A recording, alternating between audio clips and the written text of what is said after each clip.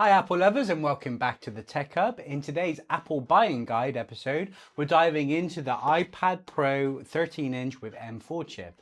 A device not only made waves at the launch, but still holds up strong in 2025, over a year after its launch. If you're wondering whether this is the iPad you should buy right now, stick around because I'll give you 5 solid reasons why the 13-inch M4 iPad Pro is still the king of tablets. So let's get into it and let's start the episode.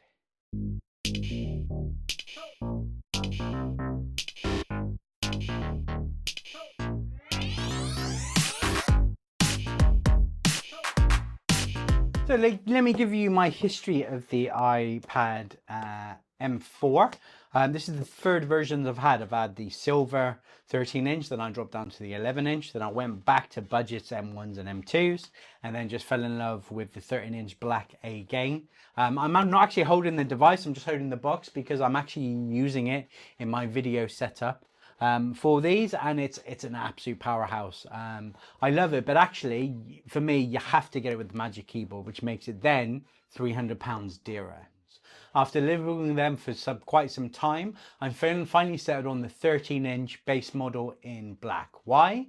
Because you get the best possible iPad experience in a size that really shows off what the device can do. And honestly, once you go to the 13-inch, the 11 feels like a compromise. And it kind of is. It's a £300 difference, so it's a big leap up to the 13-inch.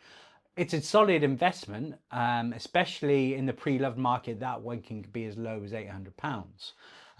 But the 13-inch is just solid. Anyway, let's get into the 5 reasons why this is the iPad Pro to go for. So here's my 5 reasons to get the iPad Pro 13-inch M4 in 2025. Reason number 1, the M4 chip. The first reason is simple: performance. The M4 chip is an absolute powerhouse. Apple's M series silicon changed everything when the M1 dropped back in 2020, and the M4 took it to another level. I mean, we've seen that in the Mac Mini, the MacBook Air, and the MacBook Pro. It's such a great chip. We're talking next-gen CPU and GPU performance, crazy efficiency, and enough power to run professional apps without breaking a sweat. Whether you're editing 8K video, working in 3D modeling, or just multitasking like mad, the M4 delivers in 2025 the same way it did on day one. Technically, you have to get the highest storage option to get the better performing M4 chip. I believe it's the 1 terabyte option, and you get an extra couple GPUs. However, I believe that 99% of people will not be able to tell the difference between the 2 chips. So I would, unless you really need that storage, I would stick with base model. Okay, reason number 2, the tandem OLED display. Now this one was really nearly reason number 1, but that M4 chip is just so epic. So reason number 2 is the display. Specifically, Apple's tandem OLED technology. This is the best screen you will find on a tablet, full stop, possibly on any device. It's certainly the best display I've ever had, and I've got the M4 Pro MacBook as well, and it's better than that.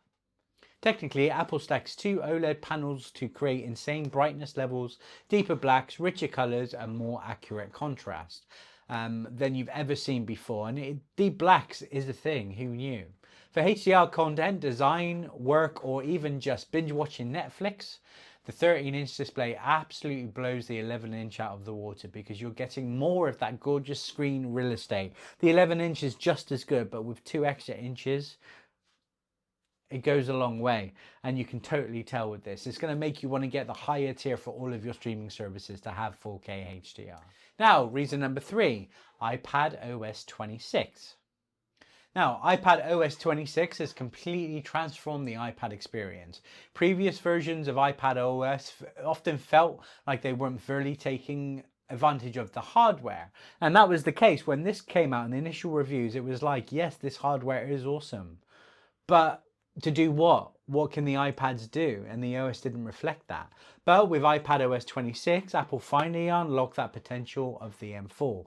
Multitasking is smarter, Pro apps run more like their desktop counterparts, and new features like Mac-style multitasking system make the iPad feel like a true hybrid between iPad OS and Mac OS. There's still that age-old question is still going to be there, but I think an iPad Pro on iPad OS 26 on a Magic Keyboard, it slightly pips the Mac OS experience slightly. And I think that's the first time I've ever verbalized it. It's very close though. So it's the upgrade we've all been waiting for though. Now I just alluded to this one. So reason number 4 is that Magic Keyboard. So yeah, reason 4, pair it with the Magic Keyboard and the iPad Pro turns into a productivity beast. Suddenly, you've got a laptop type experience, a great trackpad, and that flexibility to detach and go back to the tablet mode instantly. And I have done a video on Magic Keyboards before, and specifically the M4 Magic Keyboard too. So check that video, check those videos below. The 13-inch model especially benefits here. The larger keyboard gives you a more comfortable spacing and makes it feel much closer to the MacBook experience. The 11-inch just feels a bit small for it to be compared to a MacBook, but the 13-inch has pretty much got us there now. So for anyone using it for work or study, the Magic Keyboard is a game changer, and I could not go back to the iPad Pro without purchasing the Magic Keyboard. For me, they should really bundle them together because they should be together always. Reason number 5, that thinnest ever Apple device ever. I mean, it's glorious. I mean, the last thing anybody wanted was a thinner device. It made a lot of people nervous too because, okay, how sturdy is this going to be, especially after bend gates that we've had? It's held up. It's sturdy as hell. And that's what's going to make things like the iPhone Air possible. So this is the thinnest device Apple has ever made at just 5.1 millimeters thin. For a 13-inch version, it's thinner than even the iPod Nano was back in the day, and yet it doesn't compromise on performance, battery life, or build quality. And another reason I like to use it with the Magic Keyboard is because when I take it out, it's forced to be bare naked, and that's the best way to hold this thing. Bit nervous because it's expensive and I don't have a case on it. However, it feels great. It feels futuristic, almost like holding a sheet of glass that just happens to be the most powerful tablet in the world. So let's get into this section about pricing. So brand new versus pre-loved market. So brand new, the iPad Pro 13-inch M4 is a premium investment at $1,299. Especially when you add accessories like the Magic Keyboard for $299. Actually, I think it might be a bit more for the 13-inch. And possibly the Apple Pencil Pro at £129. Again, another reason why maybe an iPad Pro OS is better as a laptop, because you can use a pencil with it. However, you can't use a pencil with a MacBook. But if you head over to a pre-loved market, especially on eBay, you can pick up a base model for noticeably less, around about 20 to 25% less. Yes, you are taking a risk. Check the serial numbers too, because if they are still in warranty, it's directly with Apple as well. So that's a good thing, because you could still get one with a 6-month warranty in excellent condition. Now, hopefully whoever's looked after it and put a screen protector on it. So that's a top tip there too. So the great thing with Apple hardware is it holds its value, but if you shop smart in 2025, you can save a serious amount and still getting a device that feels brand new or is particularly brand new. Refurbished from Apple is also an option, but I would look for refurbished or renewed on Amazon and eBay. It's even cheaper. So to wrap up, does the iPad Pro 13-inch M4 still hold up in 2025?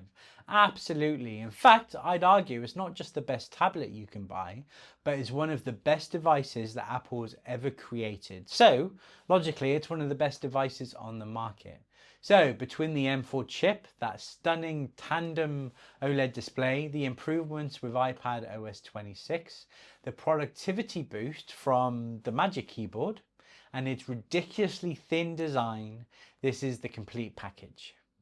So if you're debating between the 11 and the 13-inch, trust me, go for the 13-inch. It's the iPad Pro experience at its absolute best. And it might be a case of, okay, your option is an iPad Pro 11-inch, brand new, or for the same price, an iPad Pro 13-inch, pre-loved, same price, go for the 13-inch.